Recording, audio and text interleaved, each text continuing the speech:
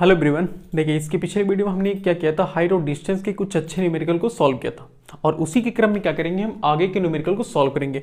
और आपको बता दें कि ये हमारा वीडियो है, जो वो वीडियो किसके लिए, किस क्लास के लिए, क्लास 10th के लिए। और जो कि चैप्टर क्या है, हाइट एंड डिस्टेंस, जिसे हम दूसरी भाषा में बोल सकते हैं, दूसरी लैंग्वेज में बोल सकते हैं, application of trigonometry. Application of trigonometry, ये चैप्टर है क्लास 10th का, हाइट और डिस्टेंस या फिर एप्लीकेशन ऑफ ट्रिगोनोमेट्री। और इसी के क्रम में हमारा ये आज का लेक्चर नंबर 3 है, यानी कि ये लेक्चर नंबर 3rd है। ठीक है, ये लेक्चर नंबर 3rd है और आई थिंक ये शायद लास्ट लेक्चर होगा इस चैप्टर का, यानी कि हाइट और डिस्टेंस का। और इस क्वेश्चन से, इस टॉपिक से समझते हो कितने अच्छे से क्वेश्चन पूछे जाते हैं। ये देखो, क्वेश्चन तो सिंपल रहेगा बट हाँ, नंबर अच्छा रहेगा। ठीक है, तो इसको ध्यान से समझना। देखो, एक क्वेश्चन अच्छा हमारे पास करे कि 1.5। देखो, पहली बात तो बता दे कि ये प्रीवियस ईयर का क्वेश्चन ही है। ठीक है ना, हमने जितने भी क्वेश्चन सॉल्व कराए वो सभी के सभी क्या है, प्रीवियस ईयर क्वेश्चन है और उसे भी टॉप रेटेड क्वेश्चन है। यानी कि ऐसे क्वेश्चन जो एग्जाम के पॉइंट ऑफ व्यू से, यानी कि एग्जाम में जो क्वेश्चन पूछे जाएंगे ना, उसी से रिलेट करेंगे ये सब क्वेश्चन। कह रहे कि अब 1.5 metre tall boy is stand at the some distance from a 30 metre tall building. The angle of elevation from his eye to the top of building increased from 30 degree to 60 degree. 30 degree to 60 degree. As he walked toward the building, find the distance he walked toward the building. Question में कह रहा है कि एक हमारे पास building है। Okay, एक हम इसे बिल्डिंग बना देते हैं। अज्यूम करो ये बिल्डिंग है। ठीक है, ये क्या है, बिल्डिंग। ये है बिल्डिंग हमारे पास, ये बिल्डिंग हमारे पास। कह रहे कि 1.5 metre tall boy is stand at the some distance from a 30 metre tall building. यानी इस बिल्डिंग की जो हाइट है वो कितनी है, वो है 30 मीटर। तो मेरे ख्याल से फिर भी हमेशा की तरह बिल्डिंग को मिटाना ही पड़ा। ये 30 मीटर, ठीक है ना। इस बिल्डिंग की जो हाइट है वो कितनी है, 30 मीटर। ओके, और एक बच्चा है तो 1.5 मीटर के डिस्टेंस पर इससे दूर खड़ा हुआ है। तो हम मानेंगे कि देखो, ये क्या है, ये एक सरफेस है। ओके, एक सरफेस है और इस सरफेस पे एक दूर को एक बच्चा खड़ा हुआ है। मान लो ये बच्चा है, ठीक है, एकदम मस्त बगन मौज करते हुए, गाना गाते हुए जा रहा था। एकदम ऐसे खड़ा है बच्चा, खड़ा हुआ। ओके, अब कह रहे कि देखो 1.5 मीटर टॉल बॉय। अब तुम ही बताओ, जब ये बच्चा 1.5 मीटर टॉल यानी कि 1.5 मीटर लंबा रहेगा तो इसकी आंख कहाँ, ऊपर ही तो रहेगी ना। मतलब ऐसा जूम करते हैं कि जो आंख से आंख की हाइट है, यानी कि इस ग्राउंड से आंख तक की हाइट है वो कितनी है, 1.5 मीटर। आप कहोगे सर कि ऐसे सर से थोड़ी देखेगा, तो हमने सर से नहीं, एक तरह से अज्यूम कर लो कि वो आंख से देखेगा। ठीक है, मतलब आंख तक की हाइट उसकी क्या है, आई तक की हाइट जो है वो कितनी है, 1.5 मीटर। करें 1.5 metre tall boy is stand at the some distance from a 30 metre tall building. The angle of elevation from his eye to the top of the building is increase from 30 to 60 as he walk toward the building. मतलब कह रहा है कि एक position पर जब बच्चा ऐसे खड़ा था ना, तो एंगल, इसके आंख से जो एंगल ऑफ एलिवेशन बन रहा था वो कितना बन रहा था, वो 30 डिग्री बन रहा था। आप कहोगे सर हमने तो ये मतलब अब कहोगे सर कि हम ये इसको मिटा देना, इसको काट देना। आप कहोगे कि सर हम ये क्यों लाइन ड्रॉ किए। तो हमें बताओ, जब हम एंगल ऑफ एलिवेशन बनाएंगे तो हॉरिजॉन्टल लाइन तो हमें चाहिए ना, तो हमने ये हॉरिजॉन्टल लाइन खींचा है। ओके, अब कह रहे कि ये बच्चा जब यहां से थोड़ा सा आगे बढ़ा ना, ये बच्चा थोड़ा सा जब आगे बढ़ा, यानी कि ये मान लो यहां पर आ गया, ये जो बच्चा है वहां से यहां पर आ गया। ओके, यहां पर बेचारा ढल रहा है। तो जब यहां पर आ गया ना, तो यहां पर जो एंगल ऑफ एलिवेशन था ना, वो कितना चेंज हो गया। देखो, वो 30 to 60, यानी अब यहां से जो एंगल ऑफ एलिवेशन बनेगा ना, वो कितना बना, वो बना 60 डिग्री। इस पॉइंट पर एंगल ऑफ एलिवेशन कितना बन रहा है, 60 degree. Find the distance he walk toward the building.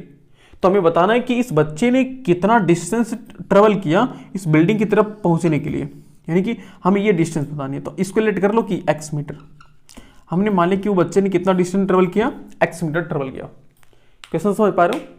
जब एक लड़का किसी बिल्डिंग के ठीक सामने खड़ा था तो एंगल ऑफ एलिवेशन 30 बन रहा था, लेकिन उस बच्चे ने थोड़ा सा कुछ दूरी और बिल्डिंग की तरफ बढ़ गया, थोड़ा सा और बिल्डिंग की तरफ चल गया।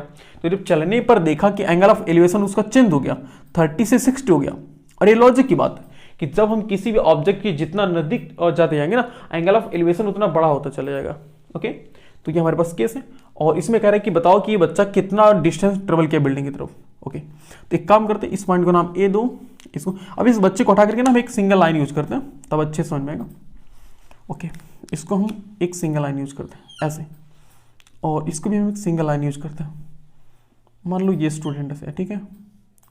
ओके, जो हमने कर लिया, तो इसका नाम ए हमने रख लिया, ये बी, ये सी है और ये है डी। और एक बात बताओ, ये इस बच्चे की जो हाइट है वो कितनी थी? 1.5 मीटर थे ना, इसकी जो हाइट थी 1.5 मीटर थी, तो ये भी 1.5 मीटर है, तो ये भी कितना होगी? 1.5 मीटर ही होगी। सोचो कैसे, ये भी कितना होगी? 1.5 मीटर होगी। ओके, और मुझे एक बात बताओ, जब ये 1.5 मीटर है तो क्या ये भी 1.5 मीटर होगी? बिल्कुल होगी सर। अब एक बात और सोचो, जब ये 1.5 मीटर है, इसका नाम कुछ और ए बी सी डी, इसका नाम ना आप पी रख लो। तो जब सीपी की लेंथ 1.5 मीटर है तो डीपी की डीसी की लेंथ कितना हो जाएगी? डीसी की लेंथ 30 माइनस 1.5 यानी कि 28.5 हो जाएगी ना। 30 माइनस 1.5 करो यानी कि 30 में से 1.5 माइनस करो तो 28.5 बचेगा, यानी कि इस बिल्डिंग की जो हाइट है बची हुई रिमेनिंग बिल्डिंग, तो 28.5 मीटर यह हाइट यहां से लेकर के यहां तक है। ओके, ये हमें फाइंड करना है कि distance he walk to travel, तो हमें फाइंड करना है कि बच्चे ने यहां से यहां तक जाने में कितना डिस्टेंस ट्रेवल किया। ओके, देखो दो ट्रायंगल, दो इक्वेशन बनाएंगे। तो पहला हम लिखेंगे ऐसे, मान लो कि let the distance travelled by boys equal X metre. हमने मान लिया कि इस बच्चे ने कितना डिस्टेंस ट्रेवल किया? X metre. अब देखो, अब हम बात करेंगे किस ट्रायंगल में? इन राइट ट्रायंगल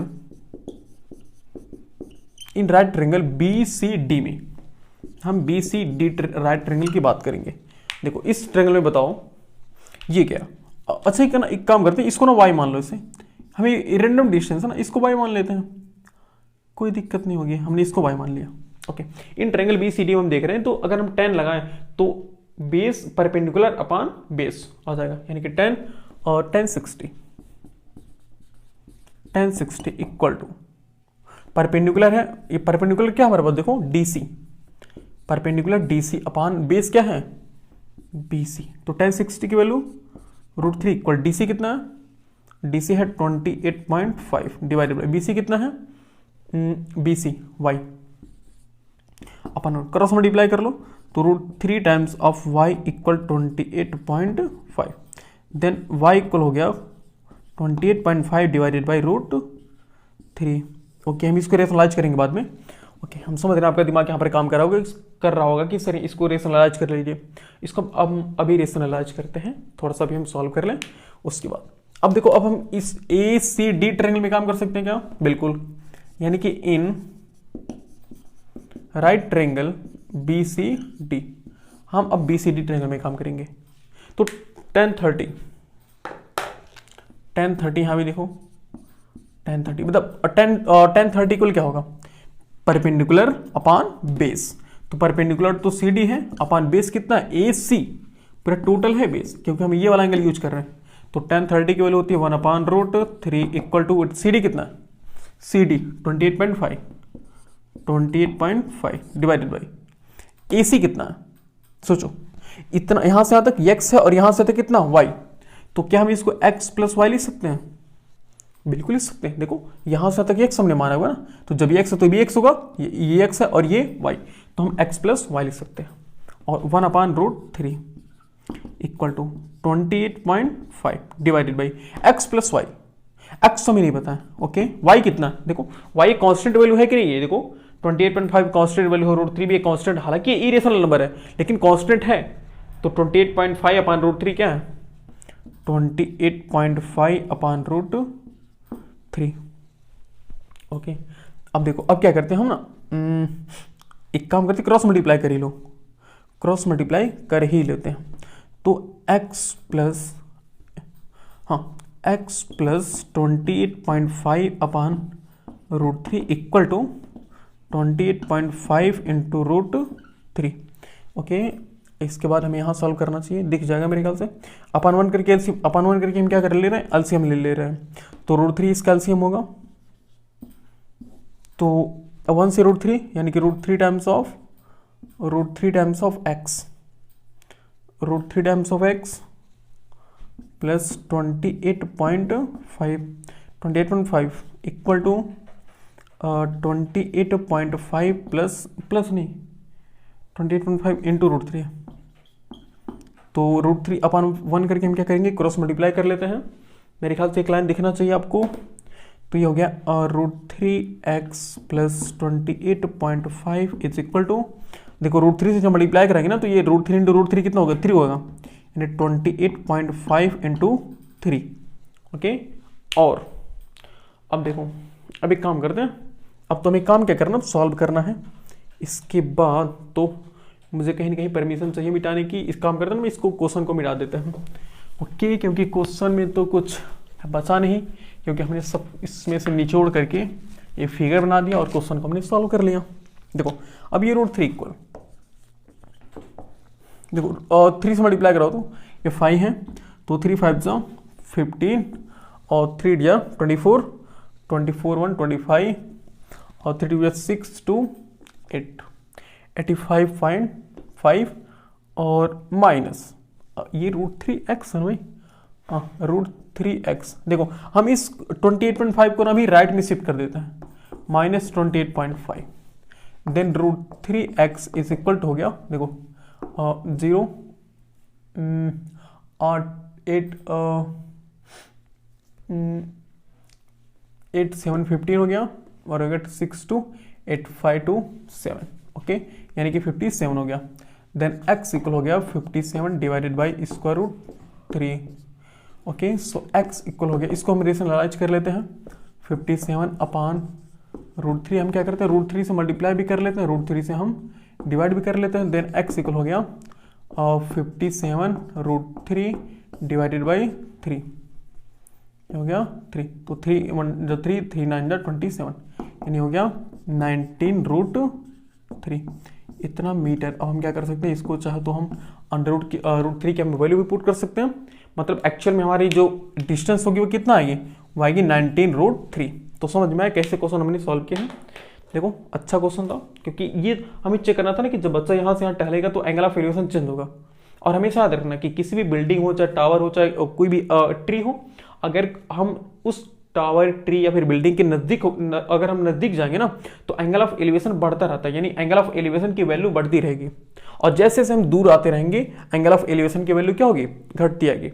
ओके, तो मेरे ख्याल से इस क्वेश्चन को आपको नोट करना चाहिए, फिर आगे हम बताते हैं। ओके, तो हमने कितना आसानी से 19 रूट 3 निकाला हुआ है आंसर। ओके, ये एक अच्छा क्वेश्चन था। इसके बाद देखो ना 2-3 क्वेश्चन ऐसे हैं कि जो कि बहुत मतलब काफी इंपॉर्टेंट है। इंपॉर्टेंट हम इसीलिए कह रहे हैं ना क्योंकि उसमें लॉजिक बहुत मस्त यूज किया गया, मतलब मैं फन हो गया उस लॉजिक का, इतना अच्छा लॉजिक इसमें यूज किया गया। और उसमें जानते हो एक तरह से ना वो डिस्टेंस स्पीड वाला फार्मूला आ गया उसमें, बस थोड़ी सा आया, लेकिन वही थोड़ी सी ना तो हमें बहुत ज़्यादा कंफ्यूज कर दे रही थी। देखने में तो क्वेश्चन ऐसा लग रहा था कि हाँ भाई क्वेश्चन में दम है, और वाकई भी क्वेश्चन में दम होगा आगे इसके अगला वाला क्वेश्चन जो आएगा। ओके, सॉल्व करते हैं उसे, दूसरा वाला। आइए अब समझते हैं हमारा, देखिए अगला क्वेश्चन है क्वेश्चन नंबर 2। कह रहे कि a man observe a car from the top of a tower which is moving toward the tower with a uniform speed if the angle of depression of the car change from 30 to 45 degree in 12 minute. Find the time taken by the car now to reach the tower. Okay, देखो इस question को solve करते हैं, और ये question मेरे ख्याल से ना अब तक का सबसे मजेदार क्वेश्चन है। क्यों? क्योंकि इसमें लॉजिक बहुत मस्त यूज किया गया, मतलब मैं फैन हूं यार इस क्वेश्चन का। देखो कह रहे कि a man observe a car from the top of a tower, मतलब एक टावर है, उस टावर पे एक आदमी खड़ा हुआ है। ऐसा मान लो कोई एक आदमी था, खाली टाइम था, बैठा था ऐसे, ठीक है ना, ये आदमी इसे ऑब्जर्व कर रहा है। ये एक ऐसे टावर है, इस पर एक आदमी मान लो यहां पर उसकी आंख है, ये ऑब्जर्व कर रहा है इस टावर पर। तो ये देख रहा है कि ना एक कार ऐसे आ रही है, मान लो यार एक कार ऐसे, ठीक है, ये कार ऐसे जा रही है, ऐसे मान लो एक पॉइंट मान लो, बस कार ये, ठीक है ना। The tower with a uniform speed if the angle of depression of the car change from 30 to 45 degree in 12 minute. कह रहे कि जो कार का एंगल ऑफ डिप्रेशन था ना वो 30 डिग्री था पहले, और 30 डिग्री से एंगल ऑफ डिप्रेशन क्या होता है, एंगल ऑफ डिप्रेशन होता है हॉरिजॉन्टल से नीचे, तो ये हमने बना लिया हॉरिजॉन्टल। देखो तो हॉरिजॉन्टल से नीचे कितना 30 डिग्री, और देखते ही देखते ये कार कितने सेकंड में, 12 सेकंड में, देखो नहीं 12 मिनट में, 12 मिनट में एंगल ऑफ डिप्रेशन कितना हो गया 45, यानी एंगल ऑफ डिप्रेशन कुछ बढ़ गया। कुछ बढ़ने का मतलब क्या, वो कार नजदीक आ रही है कुछ इसके, और यह नहीं, यह नहीं, यह नहीं, ये नहीं, ये नहीं, ये वाला होगा 45, ये टोटल जो बड़ा वाला होगा ना ये 45 होगा। अब मुझे बताओ जब हम इसके ये हॉरिजॉन्टल लाइन है और ये भी क्या है, एक हॉरिजॉन्टल लाइन ही तो है, तो दो हॉरिजॉन्टल लाइन आपस में क्या होती है, पैरेलल होती है। तो अगर ये दोनों पैरेलल हैं तो ये ट्रांसवर्सल का काम करेगी, और जब ये ट्रांसवर्सल का काम करेगी तो ये 30 है तो ये भी कितना हो जाएगा, ऑटोमेटिक 30 हो जाएगा। मतलब एक तरह से हमें भरमाने के लिए दिया हुआ कि 30 एंगल ऑफ डिप्रेशन 30, हालांकि एंगल ऑफ एलिवेशन भी कितना होगा 30 डिग्री होगा। अच्छा एंगल ऑफ डिप्रेशन क्यों कहा है, क्योंकि जो ऑब्जर्वर है ना वो यहां से देख रहा है, अगर वही ऑब्जर्वर यहां से देखता ना तो एंगल ऑफ एलिवेशन बोलता। ओके, और ये 45 तो भी कितना होगा 45 डिग्री होगा। देखो कह रहे कि जो कार है ना वो अपनी एंगल ऑफ एलिवेशन को 30 से 45 कितने मिनट में चेंज किया, 12 मिनट में, यानी कि वो इस पॉइंट से इस पॉइंट तक आने में टाइम कितना लगाया, टाइम लगाया 12 मिनट। टाइम कितना लगा दिया 12 मिनट।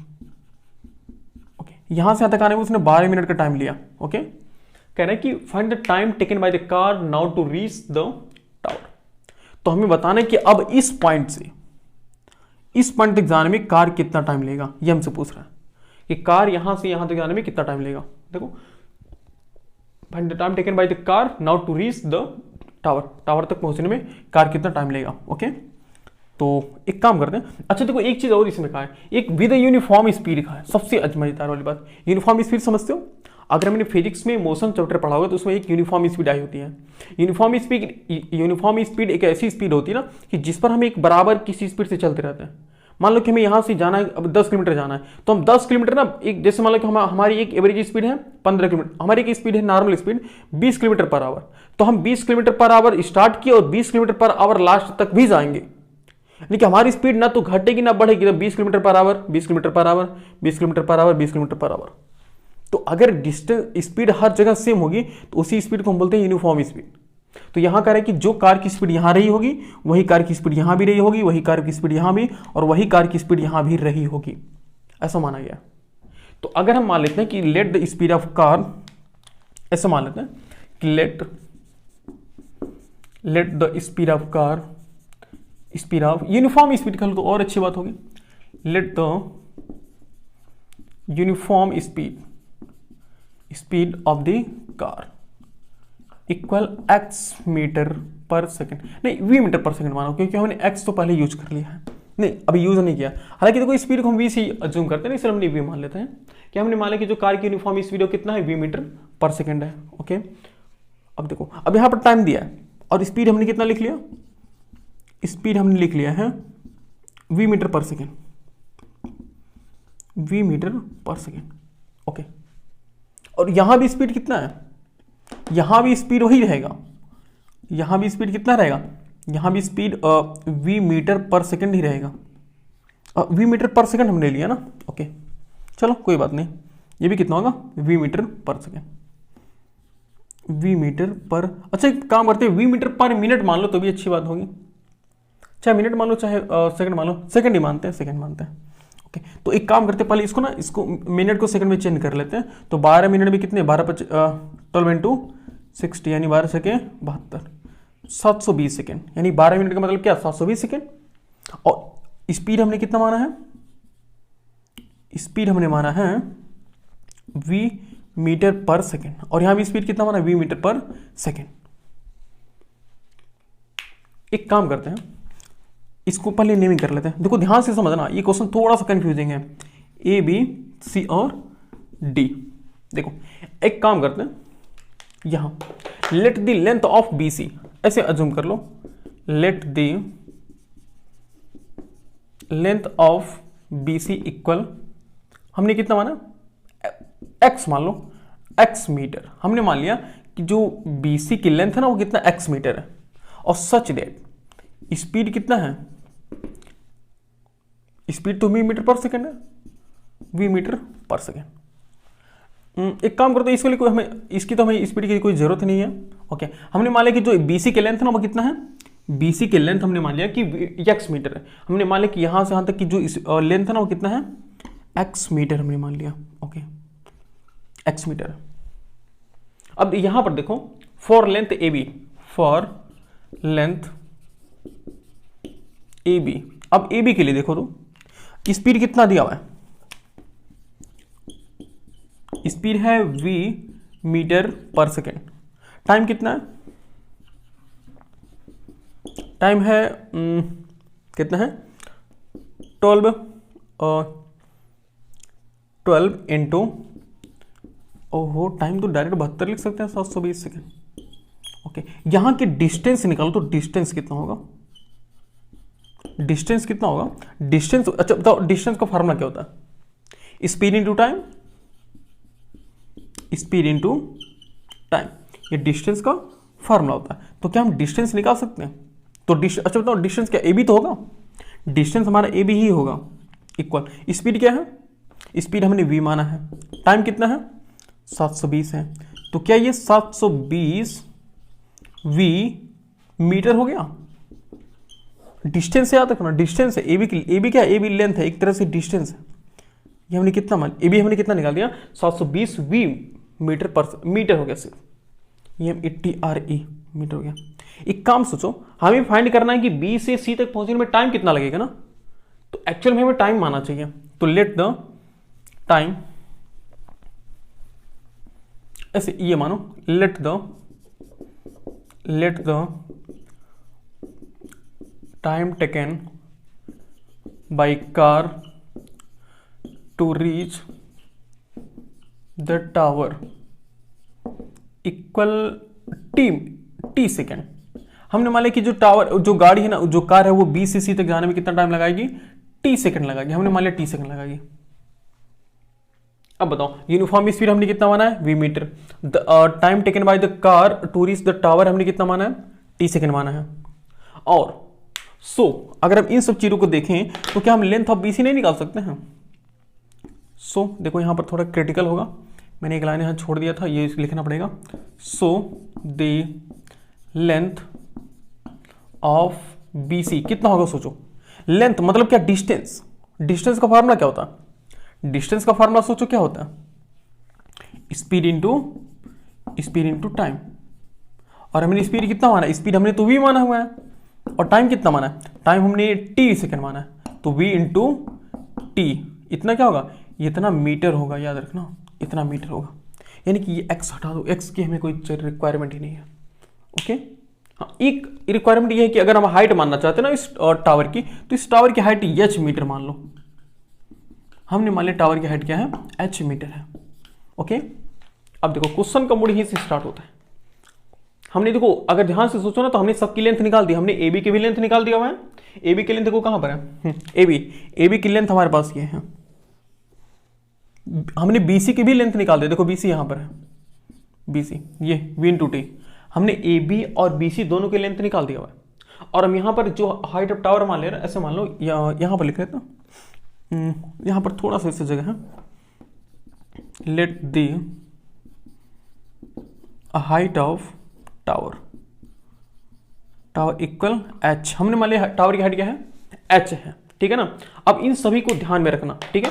तो मेरे ख्याल से ना पहले इतना आपको नोट करना चाहिए, एकदम अच्छे से नोट कर लो। हम एकदम इसको मिटाएंगे, मतलब मिटाना तो नहीं चाह रहे पर मिटाना ही पड़ेगा। एक काम करते हैं ना, हम यहाँ पर इसको सॉल्व कर लेते हैं, हाँ इस क्वेश्चन को मिटा देते हैं। ओके, क्वेश्चन को नोट कर लेना अच्छे से, हम इस क्वेश्चन को मिटाते हैं यहाँ से, ध्यान से समझो, ये क्वेश्चन मजेदार क्वेश्चन है।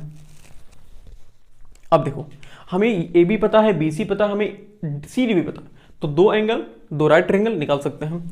तो लिखेंगे in right triangle B C D, पहले छोटे वाले में सॉल्व करते हैं, बी सी डी। मुझे बताओ हम यहाँ क्या tan 65 लगा सकते हैं, tan 65 बिल्कुल लगा सकते हैं। तो tan 65 क्या होता है, परपेंडिकुलर अपॉन बेस, तो C D upon B C, C D upon B C. तो tan 45 की वैल्यू कितनी होती है 1, इक्वल सी डी कितना है h अपॉन बी सी कितना वी टी। यानी कि अगर क्रॉस मल्टीप्लाई किया जाए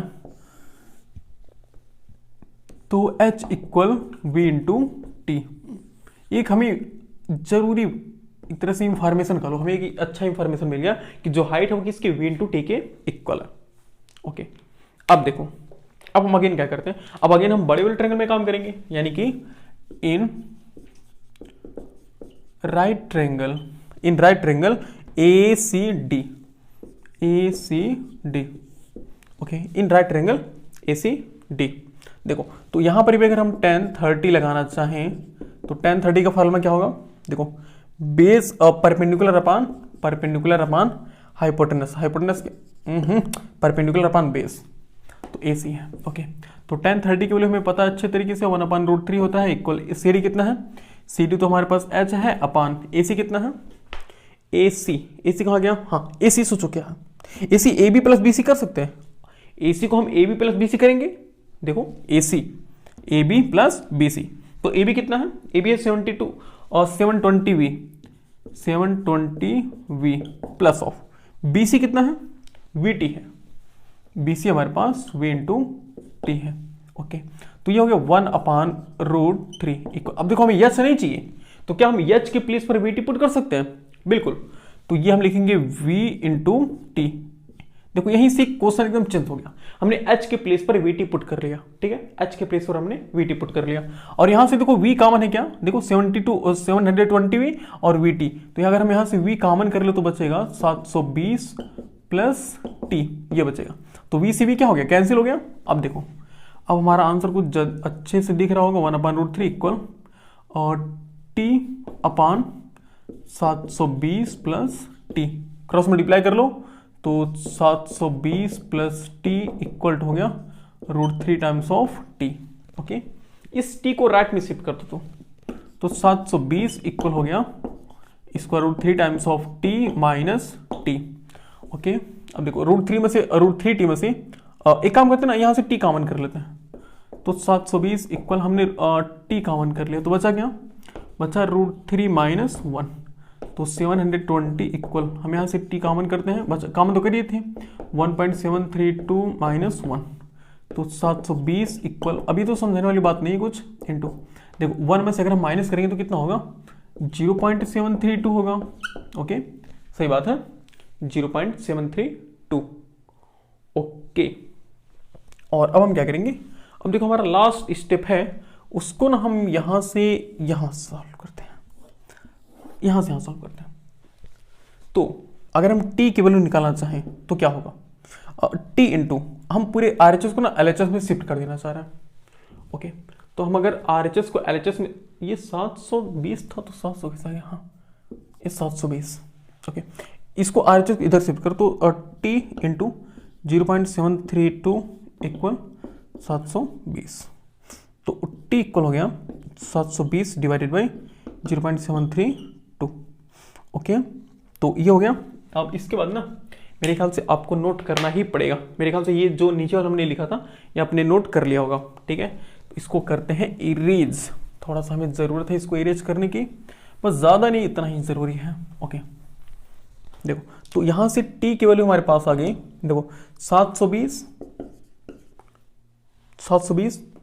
अपान 0.732, इतना सेकंड हमारे पास आंसर है, और आंसर हमें मिनट में दिया होगा, क्योंकि देखो सब चीज़ तो मिनट में दिया था, ये भी देखो टाइम जो दिया था इसमें मिनट में दिया था, तो टाइम इक्वल। अब बताओ सेकंड को अगर हमें मिनट में चेंज करना होगा तो हम क्या करेंगे, अगर हमें सेकंड को मिनट में चेंज करना होता है तो हम 60 से डिवाइड करते हैं ना, तो 720 अपान 0.732 और डिवाइडेड बाई किससे, 60 से, तो देखो 6 से 6 कैंसिल हुआ, 6 1 6 और 6 12 जा 12 6 के 72 होता है जी। देन t इक्वल हो गया हमारे पास 12 अपान, देखो 0.732 इसको ना 732 कर देते हैं, और डेसिमल के बाद देखो 3 डिजिट है तो 1 2 3 हमने 3 डिजिट यूज कर लिया।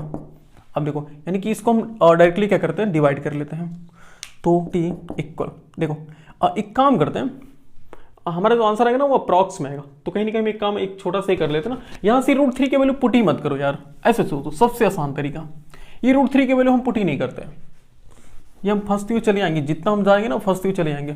देखो एक काम करते हैं, इस 720 इक्वल और टी और √3 -1, तो टी √3 -1 इक्वल 720।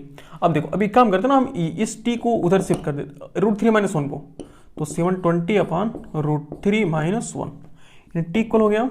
अब देखो इसको रेशनलाइज कर लेते हैं, तो रेशनलाइज करने के लिए हम क्या करेंगे, इसके रेसिप्रोकल से मल्टीप्लाई करेंगे, यानी कि √3 + 1 से मल्टीप्लाई √3 + 1 से डिवाइड करेंगे, तो ये हो गया टी इक्वल देखो 720 √3 + 1। अब देखो ये क्या होगा, एक ब्रैकेट में a + a - b, दूसरे ब्रैकेट में a + b, तो a² - b², तो √3 का स्क्वायर हम जानते हैं तो 3 होगा। देखो √3 का स्क्वायर 3 और -1 का स्क्वायर तो 1 होगा, ये हो जाएगा। ये भी मिटा ही देते हैं। ओके, तो ये हो गया और t इक्वल अच्छे से इक्वल 720 ब्रैकेट में √3 - 1 डिवाइडेड बाई 2। देखो 2 होगा, 2 से डिवाइड करो तो 360। ओके, तो t इक्वल हो गया 360 ब्रैकेट में √3 - 1। इतना सेकेंड हो गया, याद रखना। अब इसको अगर हमें मिनट में चेंज करना है तो t इक्वल हो जाएगा और 360 ये प्लस होगा ना जी, हमने माइनस क्यों किया, प्लस होगा, √3 प्लस होना। देखो √3 + 1 है ना, तो √3 + 1 डिवाइडेड बाई 60, तो 6 6 36, यानी t इक्वल हो गया 6 ब्रैकेट में √3 + 1 मिनट। ये हमारा आंसर है। देखो कितना अच्छे से आंसर आया। अच्छे से नहीं कर लो तो थोड़ी सी प्रॉब्लम है, हमने कुछ यहाँ पर एक्स्ट्रा कर लिया था जो कि हमें नहीं करना चाहिए था, क्योंकि आंसर हमने सोचा कि आंसर एक इंटीजर में आएगा, लेकिन आंसर एक अप्रॉक्स में आ रहा है। अप्रॉक्स मतलब ये रूट में आ रहा था, ठीक है, तो डेसिमल में आएगा, तो हमने डेसिमल में चेंज करने से सोचा कि इसको स्क्वायर रूट के अंदर ही छोड़ दो इसे, ठीक है। तो यहाँ टाइम कितना लगा, 6 ब्रैकेट में √3 + 1 मिनट, यानी कार को बी पॉइंट से सी पॉइंट तक जाने में कितना टाइम लगेगा, 6 ब्रैकेट में √3 + 1 मिनट। ओके, तो ये देखो कितना अच्छा क्वेश्चन था, और ये क्वेश्चन जरूर ध्यान में रखना कि कैसे सॉल्व करेंगे। देखो रूल ये है कि यूनिफॉर्म स्पीड कहेगा ना, तो जो स्पीड इसके लिए वही स्पीड इसके लिए। तो अब यहाँ एक का तो टाइम दिया रहेगा, दूसरे का टाइम कुछ लेट कर लो, फिर दोनों से हम डिस्टेंस निकाल लेंगे। क्यों, क्योंकि हमें पाइथागोरस थ्योरम में क्या चाहिए, एंगल। पाइथागोरस थ्योरम मतलब हाइट और डिस्टेंस में हमें क्या चाहिए, हमें एंगल और लेंथ ही तो चाहिए, हमें कहीं पर स्पीड और टाइम की रिक्वायरमेंट नहीं है। तो हम स्पीड और टाइम की हेल्प से डिस्टेंस निकालेंगे, स्पीड और टाइम की हेल्प से डिस्टेंस निकालेंगे, फिर डिस्टेंस निकाल करके ये डिस्टेंस और ये डिस्टेंस निकल गया, तो दो राइट ट्रायंगल सॉल्व कर लेंगे, ठीक है ना। तो ये भी क्वेश्चन आप नोट कीजिए, और इसके बाद हम एक लास्ट क्वेश्चन सॉल्व करते हैं। ओके, तो जल्दी से इसे नोट कीजिए। ओके, तो मेरे ख्याल से इसके बाद एक लास्ट वाला क्वेश्चन लाएंगे जो कि इस चैप्टर को एंड करेगा मेरे ख्याल से। उसके बाद देखो जो भी क्वेश्चन, हालांकि देखो क्वेश्चन का तो कहीं एंड होता नहीं है, बट हाँ जो भी क्वेश्चन अगर प्रॉब्लम हो, जिस क्वेश्चन को चाहते हो कि सर इसको आप जरूर एक स्पेशल वीडियो बना के सॉल्व कीजिए, तो तुम कमेंट करके जरूर बताना कि कौन सा क्वेश्चन सॉल्व किया है, ठीक है। और याद रखो, तो ये हमने RS अग्रवाल से मोस्ट ऑफ केसेस में जितने हम क्वेश्चन सॉल्व करा रहे हैं ना, ये सभी के सभी क्वेश्चन RS अग्रवाल की बुक से हैं, और हाँ NCERT से भी है, RS अग्रवाल से भी। तो आपको जो भी क्वेश्चन होगा तो आपने कमेंट करके बताना है कि किस बुक से किस एक्सरसाइज का कौन सा क्वेश्चन बताना है सर, तो हम जरूर उस पर एक स्पेशल वीडियो बना करके दिखा देंगे, ठीक है ना। तो इसके साथ एक क्वेश्चन और सॉल्व करते हैं। तो आइए अब समझते हैं, हमारा अगला क्वेश्चन है क्वेश्चन नंबर 3। कह रहा है कि if at some time of the day the ratio of the height of a vertical stand pole to the length of its shadow on the ground is √3:1, then find the angle of elevation of the sun's at that time. सबसे simple अब तक का question. देखो कह रहा है कि stand, ऐसे वर्टिकल स्टैंड है हमारे पास, तो ये वर्टिकल स्टैंड है, तो जब सन यहां से चमक रहा है ना, जो सन मान लो ये है ग्रीन सन, ओके, ये सन ऐसे चमक रहा है, जब सन ऐसे चमक रहा है ना, देखो इतना खतरनाक सन कौन बनाता है सर। देखो ये सन है, लो अब अच्छे से बना लो, देखो ये सन है, ये चमक रहा है, तो एंगल ऑफ जो शैडो इस स्टैंड की जो शैडो बन रही है ना, उस स्टैंड की शैडो और हाइट दोनों में एक रेशियो दिया हुआ है, यानी कि रेशियो बिटवीन हाइट एंड, देखो height is to shadow, height और शैडो के बीच का रेशो कितना दिया, √3:1। देखो जब भी ऐसा दिया रहा है ना, किसी भी दो साइड हो, दो साइड हो, दो एंगल हो, किसी का भी अगर रेशो अगर हमें दिया रहे तो हम क्या करेंगे, उसको ना कुछ लेट कर लेंगे, लेट हाइट, बस हम उसी क्या कहना एक वेरिएबल चिपका देंगे, √3 times of x shadow equal 1x। हम एक्स, क्योंकि भाई रेशो है तो सेम रेशो से आगे बढ़ेंगे, सेम रेशो से पीछे होंगे, तो हमने रेशो कितना ले लिया, हमने √3x मान लिया और इसको लेट x अज्यूम कर लिया। ओके, अब देखो तो हमने हाइट कितना अज्यूम कर लिया, हाइट हमने अज्यूम कर लिया √3 टाइम्स ऑफ x, और इसका जो शैडो हो वो हमने कितना अज्यूम कर लिया, x। अच्छा शैडो की लेंथ बताओ क्या होगी, ये वाली होगी कि ये वाली होगी, भाई शैडो तो यही बनेगा ना, तो ये हमने x अज्यूम कर लिया। ओके, हमें एंगल ऑफ एलिवेशन फाइंड करना ना, हम find the sun's angle of elevation at that time, तो हमें एंगल ऑफ एलिवेशन फाइंड करना, तो let angle of elevation equal theta, let angle of elevation equal theta such that, देखो theta √3x और x में क्या रिलेशन है, theta सामने side perpendicular base, angle perpendicular base tan, तो such that in right triangle लिख लो पहले, इन राइट ट्रायंगल हो हमने तो नेमिंग किया है नहीं, ABC, तो इन राइट ट्रायंगल ABC, इन right triangle ABC tan theta equal BC upon AB। Okay, tan theta BC कितना, √3 times of x upon AB कितना है x, तो tan थीटा इक्वल x से x क्या हो गया कैंसिल, यानी कितना बचा √3। अब बताओ, तो हमें थीटा की वैल्यू निकालनी है, तो tan थीटा इक्वल, अब tan कितने की वैल्यू √3 होती है सोचो, तो tan 60 की वैल्यू होती है √3, तो कंपेयरिंग बोथ साइड, देखो अब कुछ लोग कहेंगे कि सर यहां से tan काट दो, लेकिन ऐसा नहीं हो सकता, देखो tan और एंगल ये ऐसे जुड़े होते जैसे कि हमारा सर हमारे बॉडी से जुड़ा हुआ है, ये कभी अलग नहीं हो सकता, तो उसी तरीके से tan थीटा और tan 60 कभी अलग नहीं हो सकते। हम कंपेयर करते कि हाँ यहाँ tan है यहाँ भी tan है, तो ये दोनों एंगल भी क्या होने चाहिए, इक्वल होने चाहिए, तो थीटा इक्वल किसको होगा 60 के, सो एंगल ऑफ एलिवेशन कितना हो गया 60 डिग्री, समझ रहे हो। तो ये है हमारा क्वेश्चन का आखिरी आखिरी सोल्यूशन, ठीक है, मतलब आखिरी वीडियो का आखिरी सोल्यूशन कर सकता हूँ इस चैप्टर के लिए, ठीक है। तो देखो अब क्या करना, तुम अपने बुक से क्वेश्चन सॉल्व करना, जो भी क्वेश्चन फंसेंगे या फिर तुम्हें चाहे वो आर डी शर्मा हो, चाहे RS अग्रवाल हो, चाहे NCERT वाली बुक हो, उन तीनों बुक से सॉल्व करना, और जो भी क्वेश्चन तुम्हें प्रॉब्लम हो कि हाँ हमें इस क्वेश्चन से प्रॉब्लम हो रही है, तो कमेंट करके नीचे बताओ कि हमें कौन सा क्वेश्चन किस बुक के किस एक्सरसाइज का कौन सा क्वेश्चन हमें चाहिए, तो हम उसका एक कंप्लीट वीडियो आपको प्रोवाइड करवाएंगे, ठीक है ना। तो अगर आपको ये वीडियो अच्छा लगा हो तो लाइक कीजिए, शेयर कीजिए और सब्सक्राइब कीजिए, ठीक है। तो इसी के साथ मिलते हैं नेक्स्ट वीडियो में, आज के लिए बस इतना है, मिलते हैं नेक्स्ट क्लास में, तब तक के लिए जय हिंद।